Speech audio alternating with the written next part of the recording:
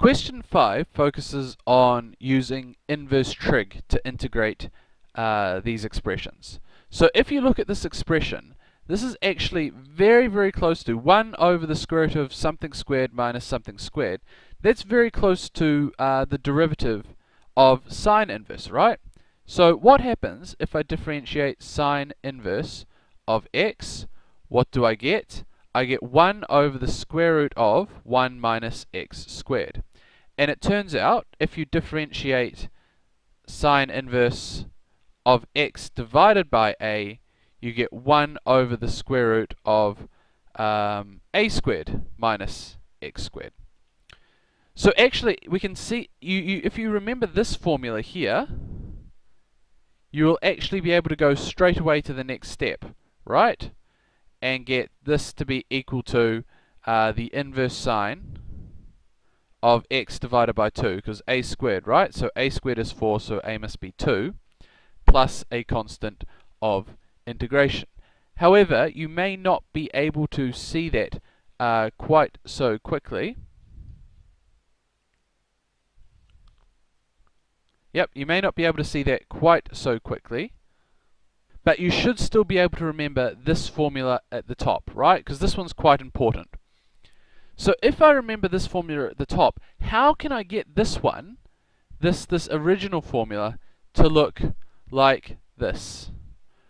Well, here's how you do it. So let's pretend we didn't know about the second one. This is equal to now the integral of, what am I going to do? 1 over the square root of, well, I want a 1, right? This is the problem. I want a 1, I've got a 4, so all I do is I factorize the 4 out. And this then becomes 1 minus x squared over 4 dx, of course. Now, square root of 4 is 2, so I can actually pull this, write this as the integral of 1 over 2 square root of 1 minus. Now, x squared over 4 squared is just 2 squared, right? So I can just write this as x divided by 2 squared dx.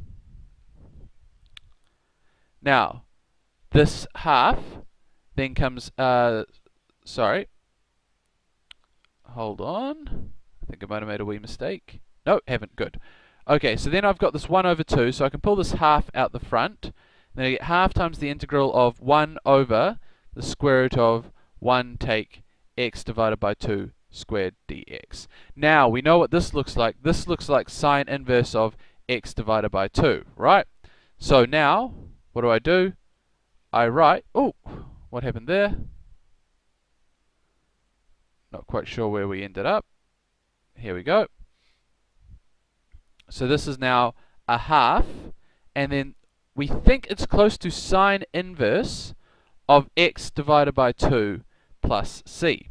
But if I differentiated x divided by 2, there would be a factor half popping out the front, which would give me a quarter later on if I left this half here, right?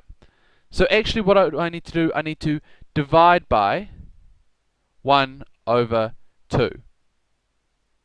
So this half and this half can cancel out, and that gives me the same answer. This is equal to sine inverse of x divided by 2 plus c, which agrees very, very well with this one up here. So we've verified our answer in 2 different ways.